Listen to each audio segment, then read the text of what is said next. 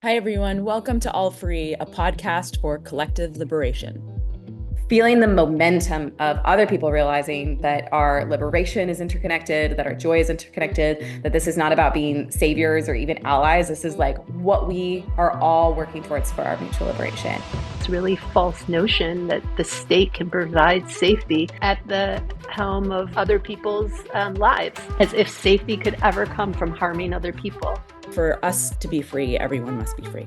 I'm playing different role and Hannah's playing different role. Deema is playing different role. That it's all contributing into the better world that we wish to see for our children and the future generations. Hello and welcome. I'm your co-host, Hannah. I am your other co-host, Deema. And today is not going to be a traditional episode. It's not going to be a full-length episode. We are going to continue that next week. But today we really wanted to have just a little bit of time to reflect on what's going on both in the US and in Palestine and around the world. This week is a big week. This past week has been eventful and heavy. So that's what this episode is going to be about. So yeah. So Deema, do you want to start with where you're at right now? I mean, just when you were speaking, I was just taking deep breaths because there's a lot happening. And what we're seeing in the US is deeply scary. I think it's opening some conversations that needed to happen. So there's like that positive that there's people now recognizing that there's a real risk to our First Amendment rights. And Palestine is playing a very big role in kind of exposing some of that. And I mentioned this when we were chatting earlier today. We are seeing new people caring about Palestinian liberation now that they are being drawn into it through this potential of losing our First Amendment rights. And seeing it all tied up into, horrible ways of dealing with immigration and, what's happening with how this administration is handling people that are dissenting is broadening the movement in many ways. But it's also at a time where we're seeing some really horrible escalations in Gaza and in the West Bank. And I'm constantly grappling with this. Is some of this a distraction to keep people from really thinking about our complicity in it? And we see that with this sort of the news cycles. A lot has been talking about, and I think it's important. It's so what has happened to Mahmoud Khalil is horrible and is a clear sign that we're in deep trouble with this administration when it comes to our First Amendment rights. And so it should be a prominent story. And but I don't want us to lose sight, because during a lot of this news cycles, we've also been seeing that the ceasefire was not being respected, and that was not hitting the headlines. And so we need both. And that's kind of what I'm feeling at the moment. It's also an interesting timing with so much intimidation is how I would describe it. So with Mahmoud Khalil, with other students at Columbia being stripped of their degrees, I heard, and university students around the country being threatened by their schools, and all of this sort of happening, and you see this as well in Davis, and all this happening. And then last night we see the most significant escalation in violence that we've seen in quite some time in Gaza. And it's almost like the Trump administration is saying, okay, speak up. I dare you. You see what's going to happen. Yeah. But this is also backfiring a little bit, because now people who aren't even active in the Palestinian liberation movement are saying, oh, if they're attacking their First Amendment rights, I'm going to be next. So this is where the realization of our interconnectedness is really coming to the surface in an effective way, that we can say, oh no, we all have to stand up for each other, because this administration isn't going to spare any of us. So if we don't stand up now, if we don't speak up now, it's going to be so much harder to speak up in 6 months from now. It's going to be so much harder to speak up in a year from now. So all of this has the ability to, it could either intimidate the movement into silence and continue U.S. complicity, or it can really backfire on the Trump administration because people actually have a lot more resilience and commitment to their neighbors' safety and liberation than the Trump administration maybe had anticipated. So we're at this crossroads. And last night was obviously a big moment for Gaza. This was horrific. Hundreds of people killed in airstrikes in the middle of the night while families were sleeping. I think you probably saw the pictures of the kids. So now it's like, what's next? And it's really up to the movement to define what that is. And there's a reason, and we've talked about this, there's a reason that Palestine has become such a threat to the US. And it's not just because we love Israel. It's not just because we want to have that sort of our US interests in the Levant. It's not just for that. It's so much more than that. It's what Palestine represents. It's the representation of colonialism. It's the representation of imperialism. If Palestinians start to get the rights that they deserve, what about other people that the U.S. has oppressed or that other world powers have oppressed? Yeah, I mean, we're seeing this all kind of play out in an interesting way where people are seeing the interconnectedness. And yes, how Palestine has been handled is a representation of imperialism and colonialism that has been unfettered and been kind of at the core of so many oppressive situations. And it is, I think you were very right in saying that we are at an interesting crossroads where either the people, and I mean the populace, right? The populace will decide whether to be brave and lose privileges for our rights, or they will cave. And I'm not sure I'm seeing signs of both right now. We're like not at a place where you can quite tell. But I definitely see signs of people caving, and especially institutions. I think institutions are caving. I think what's happened in Colombia has shown that,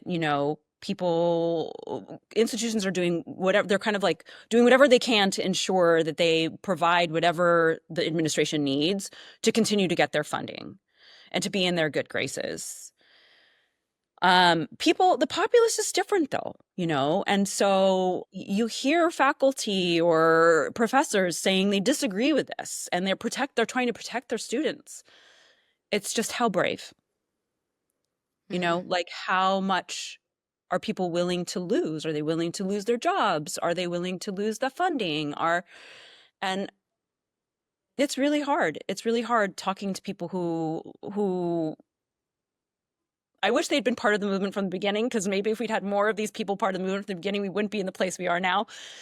But the reality is I will always welcome people in to collective liberation. I will always do that.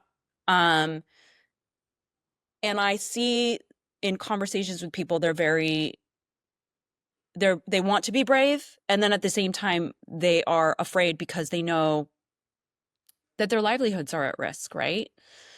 And this kind of gets to the like freedom from fear part. Like if people could be free of those fears and be okay with loss of privilege. We are so lucky in many cases, not everyone, but a lot of people that I'm talking to are very lucky people that a little loss of privilege is okay, but I can't say that to them. It has to be someplace where they get to on their own because they don't have, they're not enslaved to fear. Yeah. Cultivating courage in a time like this, cultivating safety within our own communities, to senses of safety with the people that we love so that we can go and be courageous outside, I think is really important. I think building connections is critical right now, because if people are going to put their jobs at stake knowing that they have a community who will support them, like what helps the numbers win over resources is our connection and our mutual support and our interdependence as a movement. And I think that helps people understand that they can jump out and take risks. But our hyper individualistic culture cultivates an environment that people can be really vulnerable to fear because they do feel like they're doing it on their own. So this is also an invitation to say, hey, we don't know what's going to happen over the next 4 years in the Trump presidency, but we know that one of the most important things people can be doing right now is getting really connected, offline connections, not dependent on algorithms, not dependent on Meta, not dependent on anything. Also download Signal. Signal's a good thing to have, but offline connections so that we can organize regardless of what these tech companies do, but also so that we can build the connections that are going to create resilience for this movement in the years to come. I 100% agree. I think if you think of this as like you're out on a limb alone, I can totally understand that fear. I agree that we talk a lot about this, community is what brings resilience. If more and more people can be brought into this community of, resilience and resistance to these oppressive powers, it's much easier for someone to take a step because they're not alone. They're with a community that's going to take care of them. And it's knowing that you are in community with others that gives you strength and gives you bravery. Um, and I think people are starting to see some of that.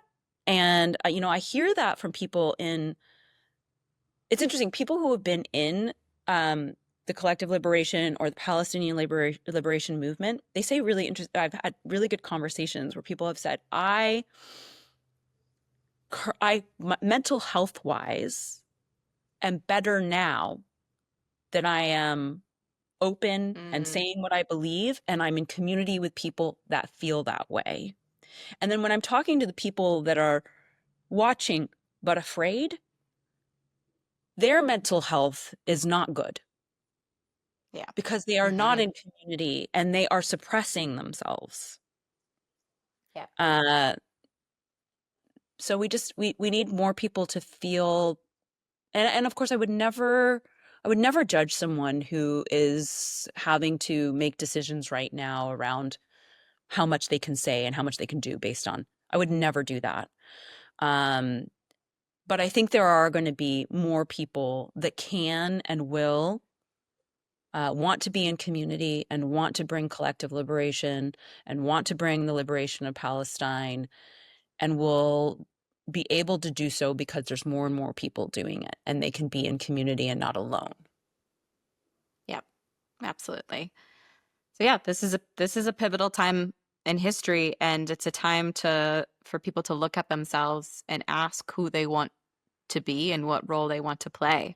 And not to kind of go back from community to individualistic, but this is time to have an honest conversation to yourself and say, what am I willing to do? What am I willing to lose? Am I willing to act even if I'm afraid for the betterment of my fellow humans, because I know that that's the right thing to do? Because the more that an administration instills this fear, the more that we act outside of our integrity. Like what you said, when you censor yourself or you're not speaking up, that is terrible for our mental health, one, but it also erodes our ability to realign with ourselves. So we lose ourselves. Every time that something happens and you're not speaking up, but you feel like you should be speaking up, you're eroding your commitment to yourself, you're eroding your own values, and you're impeding your ability to reconnect and be authentic. And so this is a time that I'd really encourage people to take a moment and ask themselves who they want to be in this, because moments like this don't happen all the time. And I do believe this is historical. I do too. And this impacts all of us. It's very clear now.